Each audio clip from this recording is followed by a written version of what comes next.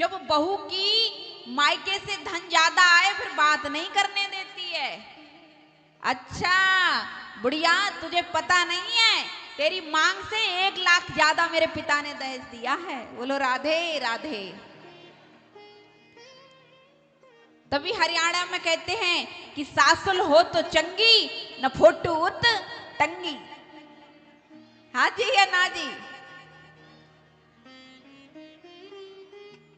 तो सत्यभामा सबसे ज्यादा रूठती हैं। भगवान सोचते हैं रुक्मिणी कभी नहीं रूठती हैं, क्यों ना देवी रुक्मिणी की एक दिन परीक्षा ली जाए।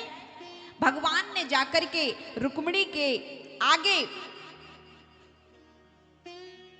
बैठ गए और इस तरह से बैठे कि रुक्मिणी का चेहरा को देखकर भगवान उदास हो गए। जब भगवान उदास हो गए तो रुक्मिणी एकदम आश्चर्य में पड़ गई कि भगवान का चेहरा इतना उदास क्यों है। रुक्मिणी कहने लगी, प्रभु क्या बात है, आज बड़े उदास दिखाई दे रहे हो। बोले कुछ समझ में नहीं आ रहा है। बोले क्या क्या बात हो गई है? बोले क्या बताएं तुम्हें, सब तुम्हारी गलती है। कहने लगे हमारी गलती है? क्या गलती है? अरे बोले एक गलती हो तो बताए। गलती पे गलती, गलती पे गलती, गलती पे गलती करते करते तुमने तो पूरा गलता बना दिया है, पूरा गलता बना दिया है। अब तो रुक्मिणी चक्कर में पड़ गई कि हे भगवान, मैंने ऐसी कौन सी गलती कर दी जो ठाकुर जी मुझसे बोल रहे हैं कि तुमने गलता बना दिया। प्रभु मेरी एक तो गलती बता दो कम से कम। बोले पहली गलती तो तुमने ये की कि शिशुपाल को छोड़कर और मेरे साथ विवाह कर लिया, मेरे साथ विवाह कर लिया। अरे मेरे पास क्या है, मेरे पास क्या है? मेरे पास कुछ नहीं है, रहने के लिए जगह नहीं है, खाने के लिए घर में कुछ नहीं है। और शिशुपाल कितना राजघराने का लड़का था। देवी रुक्मिणी चुपचाप सुन रही है, कोई जवाब नहीं दिया। फिर भगवान कहने लगे, और सुनो, तुम सोचो कि इसलिए मैंने विवाह कर लिया कि तुम सुंदर थे। अरे दुनिया मुझे काला कलूटा कहती है, संसार क्या कहता है?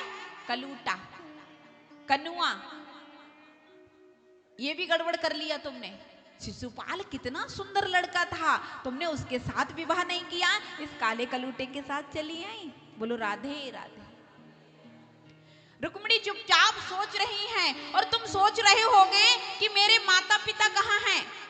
मेरे माता पिता का कोई पता नहीं है। कोई तो मुझे वसुदेव का लाला कहता है, कोई देवकी का लाला कहता है, कोई नंद का छोरा कहता है, कोई नंद बाबा का लाला कहता है। मेरे माता पिता का भी कोई पता नहीं है, ये भी तुमने गड़बड़ कर लिया। देवी रुक्मिणी कुछ नहीं बोली, सुन रही हैं। जब कुछ नहीं बोली तो भगवान ने कहा, सुनो, अगर तुम अब भी चाहो तो मैं तुम्हारे लिए शिशुपाल के साथ भेज देता हूं, और तुम शिशुपाल के साथ रहना और ऐसो आराम से जीवन यापन करना। ये बात श्री कृष्ण ने कब कही? जब रुक्मिणी के 10 बच्चे हो गए थे। बोलो राधे राधे।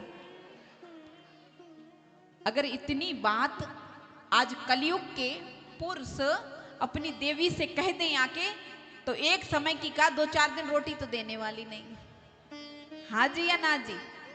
लेकिन देवी रुक्मिणी के लिए मूर्छा आ गई, और जैसे ही मूर्छा आई कि तुरंत गिर पड़ी। ये बात सुन करके अब तो भगवान कृष्ण एकदम डर गए और कहने लगे, ये मैंने क्या कह दिया? रुक्मिणी के लिए तो मूर्छा आ गई। भगवान ने चतुर्भुज रूप धारण कर लिया और एक हाथ से जल दे रहे हैं, पंखा झल रहे हैं। देवी क्या बात हो गई रुक्मिणी? अरे जवाब दो रुक्मिणी। जब भगवान ने पानी का छींटा दिया तब रुक्मिणी की कुछ पलों के बाद आंख खुली। रुक्मिणी ने कहा, प्रभु आपने बिल्कुल गलत नहीं कहा, आपने बिल्कुल सही कहा कि आपके पास कुछ नहीं है। अरे आपका पास होगा क्या? आप तो प्रकृति से परे हो, आप तो प्रकृति से परे हो, और जो प्रकृति में संसार का नाशवर्धन है, जिसका एक ना एक दिन नाश होना ही है। और तुम कह रहे हो कि मेरे पास कुछ नहीं है। अरे तुम्हारा नाम तो साधु महात्मा दिन रात रटते हैं और उनके पास तुम्हारा नाम लेकर के खजाना है, और तुम कहते हो मेरे पास कुछ नहीं है। प्रभु, तुमने कहा कि मेरे माता पिता नहीं है, तुमने कहा मेरे माता पिता का कोई पता नहीं है। अरे तुम कैसे भूल जाते हो? किसी को दादा बनाते हो, किसी को पिताजी बोलते, किसी को माताजी बोलते हो, और ये कैसे भूल जाते हो? सबके परबाबा तो तुम ही बने बैठे हो। और तुमने तीसरी बात कही कि तुम सुंदर नहीं हो। हमारे ब्रज में कहते हैं, जो लाला तुम होते लली तो गले कट जाते करोड़न के।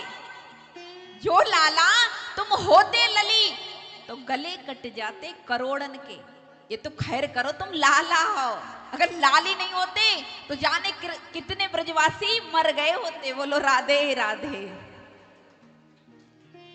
जोर से ताली बजाओ, कंजूसी काहे को कर रहे हो? मन भी हो रहा है फिर भी धीरे धीरे कर रहे हो। प्रभु, तुमसे सुंदर कौन है संसार में? और तुमने कहा कि चलो तुम्हें शिशुपाल के साथ भेजकर आते हैं, शिशुपाल के साथ तुम्हारा विवाह दोबारा से करा देते हैं। प्रभु, तुमने सही कहा। क्यों? क्योंकि मैं तुम्हारे लायक नहीं हूं, मैं तुम्हारे लायक नहीं हूं। तुमने बिल्कुल गलत नहीं कहा, तुमने एक एक बात सत्य कही। जब रुक्मिणी के ये वचन सुने तो भगवान की आंखों से अश्रु बहने लगे कि वाह रे रुक्मिणी, तुमने तो साक्षात मेरे दिल को जीत ली। जानते हो, जितने भी मंत्री संतरी दरबार में रहते हैं, देवी रुक्मिणी हर किसी की कुशल मंगल पूछती हैं। जितने भी नौकर चाकर घर में, भैया प्रसाद पा रहे हो, कोई कष्ट तो नहीं है? ये क्या है? ये हमारी सुसज्जिता है, हमारी प्रतिष्ठा है। अगर हम किसी का सम्मान देते हैं तभी हमको सम्मान प्राप्त होता है। अगर हमने किसी को सम्मान नहीं दिया है फिर हमको भी सम्मान मिलने वाला नहीं है। सम्मान की कामना मत करना प्यारे। अगर जगत में किसी का अपमान कर दिया है, धन की कामना मत करना। अगर कोई भिखारी घर से भूखा और प्यासा लौट गया है खाली झोली लेकर के, लक्ष्मी वहीं पर वास करती है जहां साक्षात रुक्मिणी मैया रहती हैं। प्यारे ध्यान देना, रुक्मिणी मैया जो लक्ष्मी के रूप में है, और लक्ष्मी जब क्षीर सागर में रहती है नारायण के पास, तो कहां रहती हैं? चरणों में। कभी देखा है चित्र? हमेशा लक्ष्मी नारायण के चरण दबाती रहती हैं। क्या दबाती हैं? चरण। अब आप लोगों में से इतनी कितनी मैयाएं हैं जो अपने अपने पतियों के चरण दबाती हैं? हाथ खड़ा करो माता। अब देखो कितनी हंसी आ रही है। ऐसी बात नहीं है, तुम्हारे पति भी देख रहे हैं घर पे बैठे बैठे वीडियो। उन्हें पता है अगर झूठ बोला ना तो घर में पहले बाद में घुसने देंगे, पहले यही सवाल पूछेंगे, झूठ कह के आई हो? कब पैर दबाए मेरे? हाँ जी या ना जी? ध्यान से सुनो, अगर कोई स्त्री अपने पति के पैर नहीं दबाती है तो समझ लेना फिर तुम्हारे घर में बरसात पैसे की होने वाली नहीं है। सबसे बड़ा तो यही कारण है। पहले की हमारी मैयाएं हुआ करती थी तो पति जब हल जोत के आया करते थे, जल पानी इत्यादि दिया करती थी और हमेशा पति के चरणों में बैठ के पति के चरण दबाया करती थी। और इस समय जो आप लोग कहते हैं ना मॉडल जमाना आ गया, मॉडल जमाना नहीं है, जमाना वही है, समय वही है, दिन वही है, कलयुग वही है, लेकिन हम और आप जैसे इंसान बदल गए। क्योंकि स्त्री की कलाई में घुटने से लेकर के और तलवे तक शनि का प्रभाव होता है। जब शुक्र यानी हाथ लक्ष्मी के पैरों पे पड़ते हैं, शनि को दबाते हैं, तो शुक्रवार किसका है? लक्ष्मी का। कल एक माता जी आई थी, उनको मैंने ये विधि बताई थी। तो जब शुक्र का प्रभाव शनि पर पड़ेगा तो धन की बरसात होने लगेगी। इसलिए प्रत्येक माता के ज्यादा नहीं, हम जानते हैं ज्यादा देर आप नहीं बैठ पाओगी, लेकिन कम से कम 5 मिनट का समय निकाल लिया।